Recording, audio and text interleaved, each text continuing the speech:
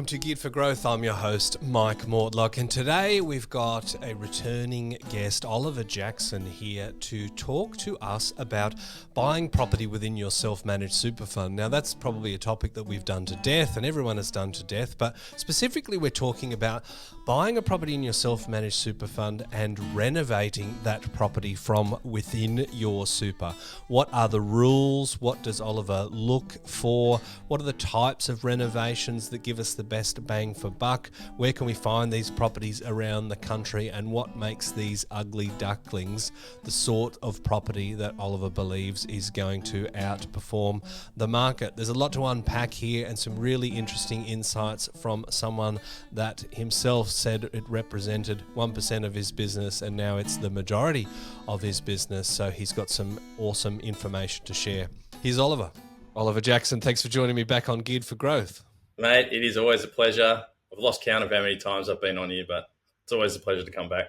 It's been a few times, and it wasn't that long ago, and there's a good reason for it. Whilst you have been a guest on the podcast multiple times, I put a message out to a few people saying, come on the Geared for Growth Property podcast if you pass my sort of introductory I'm not a spruiker interview for a charitable donation. So thank you very much for supporting the charity fundraising I'm doing in Thailand for the orphanages over there. You're a gentleman and a scholar. Mate, always a pleasure to give to a good cause. Now, the focus for today's episode is a little bit of a niche one. We're talking about self-managed super funds and buying property in SMSF. Now, that's not a new idea. We've been talking about it forever. Lots of people are making use of that, and there's really been a boom in purchases in self-managed super funds for property over the last 5 or 10 years. But there's a few nuances to it that fit into what your buyer's agency model is very, very good at, and that is finding, for want of a better term, ugly duckling properties, doing a very economic renovation, and then, of course, getting the growth upside and the rental growth upside. But there's a little bit of misinformation about whether it's actually possible within self-managed super funds. So you're the man here today. What can we do with property in a self-managed super fund when we're talking about renos? Yeah, well, obviously, I'm not an accountant or a lawyer, but we work very closely with them, setting up the self-managed super funds for our clients. So the rules are you actually can't develop, you can't move walls, add bedrooms, like do that kind of stuff, but you can do cosmetic renovations. So, I mean, if the house is built in 1970 and you weren't allowed to renovate it ever, what happens in 2070 when you've got it in a self-managed super fund? The whole thing will fall apart. Yes, so, that makes sense. Yeah, cosmetic renovations, basically clean the house up. We call it maintenance. New kitchen, new bathroom, paint, floors, lights, all that kind of stuff. So definitely can do cosmetic renovations. It's just every dollar has to come out of the self-managed super fund. I was just about to say, so are we chipping in our own cash and that's considered part of the voluntary super cap, or can we actually use cash in the super fund to renovate the property in the super fund? Yeah, so all the money has to come out of the super fund. How you get your cash into the super fund is up to you and your financial advisor. There's ways to put cash into it, a certain amount per year, obviously plus the super that your boss pays to you. But for the money to actually get used for the property, it has to come out of the super fund. There's different ways to get it into the super fund, but it has to come out of the super fund. Yeah, obviously you'll need some financial advice from your accountant. Every year there's a voluntary superannuation cap that means that you're not exposed to the same tax rate if you were to just park a big lump of cash. But then there's also a lot of people that are establishing self-managed super funds that can still have some scope to renovate because they buy a property, but there's still some cash sitting in there that they can utilize, right? So it's either you chuck some in the most tax efficient possible way, or there will be a balance of cash in there that you can utilize, right? Yeah, the best part about super funds is it's only 10% tax rate. So, you can buy and sell. Obviously, the money stays in the super fund. You can't use it for anything. The only annoying thing is, let's say you do a renovation, get $100,000 uplift. You can't actually use that equity in the super fund to then buy another property. It's all completely separate. So you'd actually sell that property to pull the money out to buy another one, which is a bit of a pain in the ass. But just increasing your equity in your self-managed super fund with low tax rates, yes. Yeah, okay. So one thing that I've often heard about self-managed super funds and properties is that we should buy something new, or in fact, I think we had to buy something new at the beginning of these schemes. But at the very least, there's a lot of people sort of saying, well, you should buy something that's set and forget, right? It's your super fund. You don't want to be messing around with the investments within it. But it sort of begs the question, well, what is the difference? It's your property. It's just a different structure of ownership. So where do you kind of land on that property should be a relatively new asset in the self-managed super fund? Um, it doesn't change if it's inside or outside of super. Why would you buy an off the plan or a new property outside your super? You wouldn't, because it's a shit investment. So same thing with inside your super. You still want to make money, and new properties 95% of the time don't make money. So we just follow the same fundamentals as outside of super as inside of super. I don't think it should make a difference. Yeah, I was just going to ask the question: do you look for different types of properties because of that super fund, or is it's just actually the same? It's just more about, well, what sort of price point can we get to with the self-managed super fund? Because I'm guessing that the loan to value ratio is a difference with that structure compared to, say, your personal name. Yeah, 80% I think is probably the maximum you can do. Yeah. Rental yields come into it, but that's why the renovation's good. It lifts up your rental yield. Mm. But if you're getting the right contribution, I think usually most of them, it's around 3.5% they factor in for a rental yield, Right. Okay. which is pretty low, unless you're buying in Sydney or Melbourne. Yeah.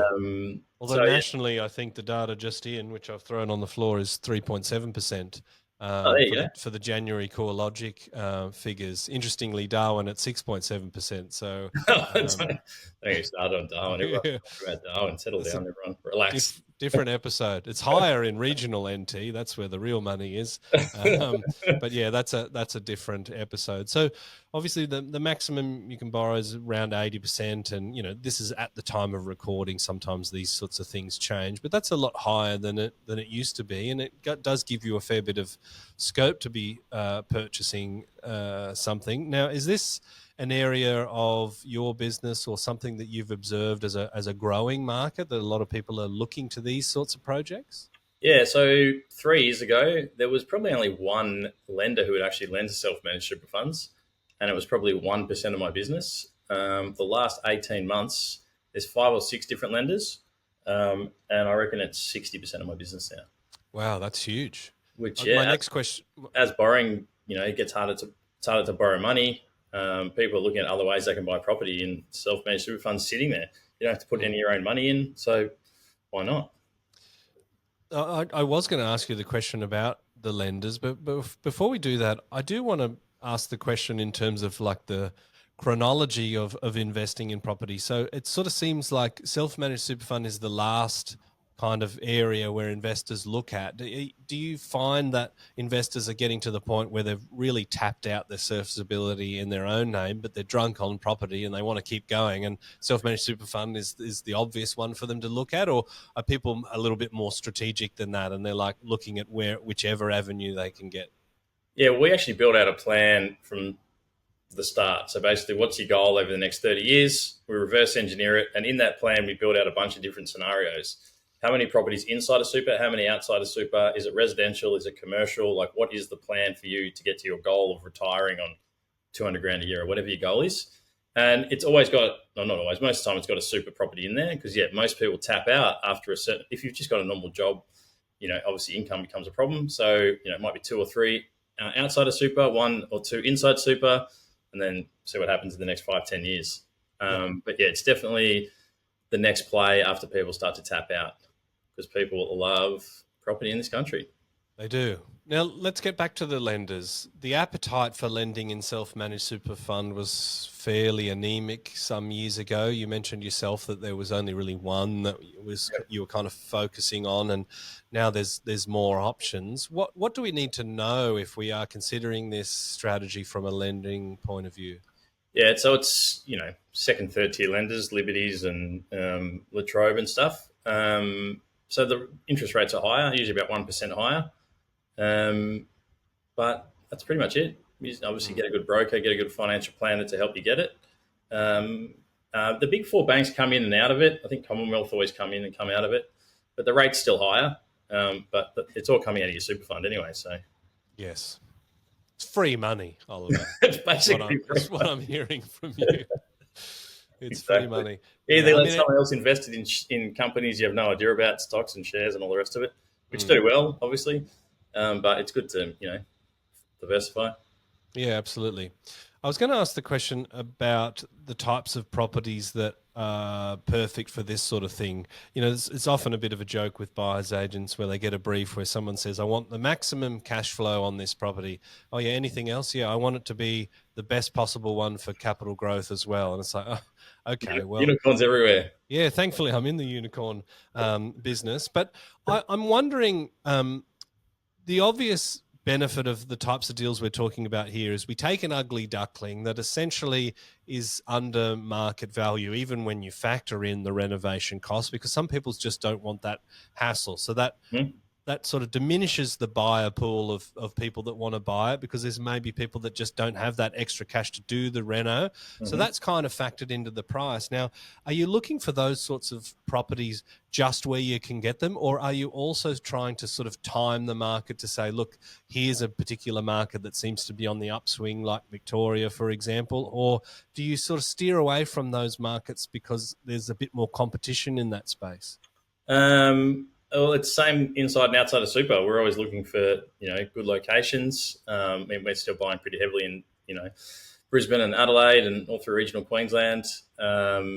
We used to buy a lot in Victoria, kind of went out of that market for a while. So it really just depends on where we're buying at the time. Our fundamentals are the same. We only buy houses, big blocks of land, 600 square meters plus, is the best location that the client can afford. So if it's 20 k's from the city in Brisbane, if they can afford that, then we'll buy there. Ideally, we want to buy it off market, deceased estates, bank repossessions, all that kind of stuff to get, a really good deal. And when we're talking about a property, I'm guessing you can look at a realestate.com listing and know fairly quickly, yeah, this one has legs. Is it some component of the property that you look at that has that maximum kind of return, where you're looking at, maybe $2 or $3 for every dollar spend? I'm sort of getting to the point of, is it properties that just need a kitchen and bathroom, or is it like they might have a reasonable kitchen and bathroom, but it's just not presented in a nice way? So you do floor coverings, window furnishings, and a bit of paint, and that's where the bang for buck is. I'm interested what the strategy is there. The Geared for Growth Property Investing podcast is presented by our business, MCG Quantity Surveyors. If you're an investor or a property professional looking to get the best tax depreciation deductions for yourself or your clients, please get in touch with us at mcgqs.com.au. It's our mission to help as many property investors as we can to maximise their claims and maximise their property education as well. So the good thing about the bank repossessions and the deceased estates and all that stuff is they're either older people who have lived there for 100 years, might be a bit run down, might be a bit dirty. It's got, shag carpet and purple walls. You honestly get the most bang for your buck with that kind of stuff, with the paint, downlights, put new fans in, new floors, curtains. That can, 10 to 20 grand can bring absolutely massive value, massive rental returns. And sometimes you can just give the kitchen a bit of a tidy up, like spend $1,000 and literally paint the cupboards and put a new bench top in. Because a new kitchen, could be 15, 20 grand, a new bathroom, 15, 20 grand. So, if you don't have to do the whole thing, we don't do it. Maybe it's a 5-year thing. We do some of it now, and then in 5 years, we can go back and do the kitchen and the bathroom if it needs it. Yeah. It's not, you don't have to go all out every time, which we don't. And for someone that's wanting to do this without someone connected like yourself, how do they navigate the budgets and the trades and the planning and also understanding where's the cutoff point, i.e. I could do this, but it doesn't really make sense. I'm not going to get the dollar return on that. How do people try and do this themselves? Or would you sort of say without the volume and without the connections in those locations, it's fraught with danger, would you say?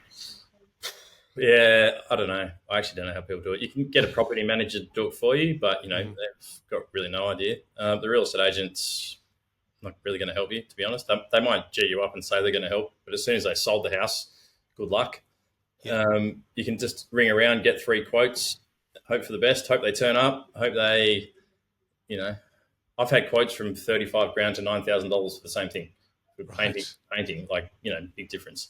So if you don't know, you don't know. So maybe you'd pay the 35 grand thinking that's fine. Yes. So honestly, I don't know how people do it. You just hope you get the good property manager that can help you, or go there and do it yourself. But, then you got to take a month off work. So, I honestly don't know how people do it. And typically, how does it work if you are getting someone to manage it for you? Is there sort of like a project management fee that would go on the top of, just sort of like a fixed price contract or a cost plus contract? How typically would that be structured, and how would that work? Yeah, so if you went to it's different if you go to a builder or a chippy, I guess. So a builder's obviously going to charge you a bit more. That could be 20 to 30% on top of how much it costs. I don't typically know how much many of them charge, because most developers or builders want to do new builds, because renovating's way worse than building. Yes. Like, people don't want to renovate. It sucks. It's opening a can of worms sometimes. So a lot of them don't want to do it. So that's why they overcharge usually. If you get a good chippy and he's got all the good trades, if you can get lucky, like I'm just lucky I've got good trades everywhere that I use, multiple times. We do, 30, 40 renos a year. So we kind of keep them in work outside of their other stuff that they're doing. If you've got a good chippy who's got an electrician, and because I've got my own, sometimes they can't work, I find someone else. You just got to have a good network. And if you don't have the right person, you're going to get fleeced. The cost can be massively different. Yeah. And I suppose it all comes down to the individual trades and how busy they are. They might be just pricing it in a bit of a tax because they don't want to deal with the reno, or they're quite busy and it would inconvenience them to jump onto another project, but for the right price, they'll make it happen, right? That's the $35,000 paint quote. The guy obviously didn't want to do it. Exactly. Like, people come to me and say, I've got 3 other properties I bought. Can you renovate them for me? I'm like, absolutely no chance. I'll renovate properties that we buy, but I'm not renovating other properties. That's no thanks. And how do you typically charge from managing the renovation point of view? Yeah, we just have a small fee on top of the buyer's agent fee. So it's not much different, just to project manage it. Beautiful. All right. So case studies. I mean, this is all very well in theory, but I want real numbers, Oliver. Let's get to the serious stuff. Have you got some insights into particular projects or particular deals that you've done? Because I'm interested in, sort of the return on that renovation. And I threw away a comment about, $2 or $3 of growth per dollar spend. I mean, is that something that I've just plucked out of thin air, or is that a reasonable kind of ROI we should be targeting? Well, that's kind of what everyone says and has been saying forever. So That obviously must be what everyone's thinking. Like one property we actually bought in Adelaide a couple of months ago, it was a bank repossession. We got it for $580,000. We spent $18,000 on the reno, and that'll be worth $720. Like the bank value's $720. So that's a big difference. But we got that probably $80,000 undervalued. Plus, we got $10,000 off at the end because there was so much rubbish in the house to get rid of the rubbish. Right. So, stuff. It's hard to say, did the reno make? The reno didn't make from the 580 to the 720. We bought it undervalued, say $70,000. Plus, we put 20 into it, so then we made another 50. Okay. So, we got our $2 back from the dollar. Plus, we bought it well undervalued. Okay.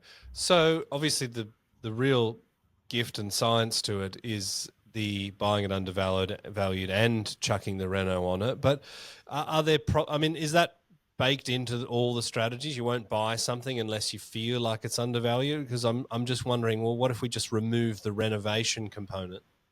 Yeah, well, most of the stuff you buy that's really undervalued, there's a reason for you getting it cheap. One, they can't take it to market because, as I said, that one was full of rubbish. It's, old. People don't, you don't get a couple walking in and then going, oh my God, I want to live here, because they can't see past the, 1970s look. Yes. So we're getting it well undervalued. And then the reno, if you didn't do the reno, you could still rent it out fine. But the reno is just going to give you that extra value and way more rent. Like I'm talking $200 a week more rent, um, just giving it a cleaner. Yeah, okay. I was wondering, is there a cutoff point where you're kind of thinking, look, this renovated property is going to be worth 40 grand more. The cost to do the renos is 20 grand. That meets my criteria for I would recommend to proceed. Is there any sort of hard and fast rule there? Yeah, like the one we did in Adelaide, we could have done a new bathroom, but an extra $20,000 in the bathroom is not going to make it worth that much more because the bathroom's not too bad, but it's just a bit ugly, and it's not going to give much more rent. So for now, let's rent it out as is, and in 3-4 years' time, we can just grab some equity out once that person moves out, and then do the bathroom. Then it does make sense to do it now because it probably is overcapitalizing a little bit. We've done all the other stuff we need to do, and then we'll do that down the track. Yep. You don't need to go all in. Yes, it's empty, and yes, you can get it done. But is now the right time? Is it worth dropping the extra 20 grand and taking an extra 4 weeks, or is it worth just leaving as is? Yeah, yeah. And $200 a week, I mean, that's a huge amount of money. I mean, what are we sort of talking from what it was beforehand? So, like, to give you an example, to go from 400 to 600 a week would be bananas. But are we talking, properties that are worth 800 going to 1,000 or 600 going to 800? Because that's a huge uplift. Yeah, well, the rents are low usually because people have been living there for 10 years, 20 years, and people don't want to keep putting up the rent because they think they're a good tenant. I want to keep them happy. Where it's like, you're a charity. You're not a charity. You're giving them somewhere to live, and you're just on the market rent. So there's that on top of it. So the rent's already low. And then once you've done the reno, you've got rid of that tenant, you're getting a totally different style of tenant. You're getting, a young family that wants to live in something that's nice. So that's where you're getting that higher rent. These properties are all around the $600,000 to $800,000 mark. Yeah. Okay. That's a huge increase. I just made a little bit of a note for giving myself some homework for a research project. I wondered, if you have a long-term tenancy, what percentage deviation it would be from rental market value compared to a property that's only been rented out for 12 months. My suspicion is that, as you say, people want to look after a good tenant, and they might sort of think, okay, well, it's worth an extra 10 a week, we might just leave that one, or it's worth 20, we might just say 5 or 10. But you extrapolate that over a decade, as you say, these properties could be so far removed from what the actual market rental would be. Is that something that you target? Mate, in Brisbane, I have bought many, many properties where the rents are in the 3s to the 400s, and they should be 600 to 700 a week. Right. It doesn't make sense to an investor like myself. A lot of people can't buy it, like literally can't buy it, because if they've got a lease in place and it's say $400 a week and they're paying $650 for the house, they can't get a loan because the rent's too low. Like the bank won't give them the money. So if you've got a client that can cover the shortfall for that rent for 6 months, then either get rid of that tenant or put it up to what it's meant to be. But there's so much of that going on, especially Brisbane, because Brisbane's obviously had a pretty big growth over the last 5 years. So if you paid 180 grand for your house, then $350 a week rent's pretty good. If you pay $650 for it, it's terrible. Yeah. So so the banks are looking about like what is it actually bringing in rent rather than what is the market rent for that particular property. So it requires someone that can service a very cash flow negative property for that short period of time. So there's a window if you're cash flow rich. Yeah, so if you've got, you can get a rental appraisal, right, and give it to the bank, and they're going to go with that if it's $600 a week. But if there's a lease in place that's at $350, that's what the bank's going to take. Doesn't matter how much it's meant to be. That's what they're taking because that's what the contract is for that period of time. It seems a little bit mad that we're in, a cost of living crisis, and a lot of people are doing it tough. And yes, we could sort of say, well, if you're a landlord, you're in, a situation where you're presumably a lot stronger position financially, but the data doesn't really paint the picture of landlords being as wealthy as the media might like to suggest. So how is it possible that there are so many properties that are rented under market value? Like, help me out. I'm at a loss. Well, that's people that have owned the property for 20 years. Older people, a lot of people, moving to retirement villages and maybe selling down the one or two properties they had. But anyone who's bought a property in the last, 5 years, they're probably struggling a little bit. But if you bought the property 20 years ago, then the rental yield's good. So, It's really the property manager's job to be on top of that, right? And I mean, in many respects, they get remunerated on a percentage basis. So the higher the rent, the more benefit to them. Are these properties self-managed, or are there property managers that just aren't onto it? Well, 90% of property managers aren't onto it. And then on top of that, you've got the owner. It's up to the owner at the end of the day, what they want to do. There's actually a property that it actually happens a lot. So an owner they don't want to mess the tenant around because they're being good, but they want to sell the property. So they'll lock the tenant in for a 12-month lease at a really low rent that they're already on, and then take the property to market. So then the real estate agent's got this problem where they've got someone with a 12-month contract with a low lease. Who's going to buy it? Owner-occupier doesn't want to buy it. No. The investor can't buy it. So it ruins them. They're trying to do, doing the right thing by the tenant, but it's costing them literally tens of thousands of dollars, which I don't think they realised when they locked in that tenant. Yeah. I suppose, there's one thing, it's being kind to the tenant, but there's a limit to the kindness. I guess. I don't think people realise. It's one thing to save them $10 or $20 a week, but if it's costing you tens of thousands of dollars, you're sort of like, well, I don't like the tenant that much. Well, and the problem is, in places like, say, Queensland, it doesn't matter. If you sign a lease tomorrow for 12 months at $400 a week, and then in a month that tenant decides to move out, you cannot put that rent up for 12 months. Doesn't matter. If they move out, you kick them out. You cannot put it up for 12 months to the market value. That's their new rule in Queensland. Yeah, it's ridiculous. Yes, and there's precedence for ridiculous state policy in rental markets and property markets, of course. I asked you the question about, are these types of properties only in sort of soft markets, or are they in competitive markets? And you're basically saying, look, we're trying to do it the same, whether it's your personal name or super, whether we're renovating or not, we are still looking for growth markets, because why not have as many things working for you as possible, right? So we're buying under market for whatever reason, under rental. We're buying in a location that has growth prospects, and we're buying in a location that has rental demand. Is there anything else that I'm missing that you kind of factor in as when you're looking at your all the suburbs around Australia with your magnifying glass? With my crystal ball. See, I didn't get into Perth. I look at it now and go, there's massive growth there, but I'm a bit still sus on Perth. Just because it goes up and down like a yo-yo. Yeah, it's been good. Yeah, I could be wrong, but I personally didn't want to take that risk. Good locations, good, population growth. Is there money there? Are they building hospitals? Are they building schools? Do people want to live there? All those fundamentals that make places good. It doesn't matter if it's a regional town with 100,000 people. If their population growth's going through the roof and they're spending billions of dollars, and that's a good location. Brisbane's obviously got a fair bit of legs left in it. Yes, I think it's number 3 now. I think it's overtaken Melbourne. Again, it's up and down like a yo-yo. All of them, they keep taking over each other.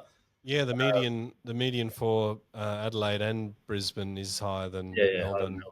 Obviously Melbourne's going to come back around. It's Melbourne. There's 6.5 million people there, or 7 million people now.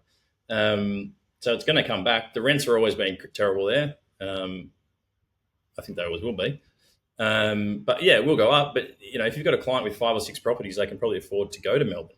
But if it's the first property, is it the right place for them? Probably not. The government just loves to tax people there too. They're just hammering property investors.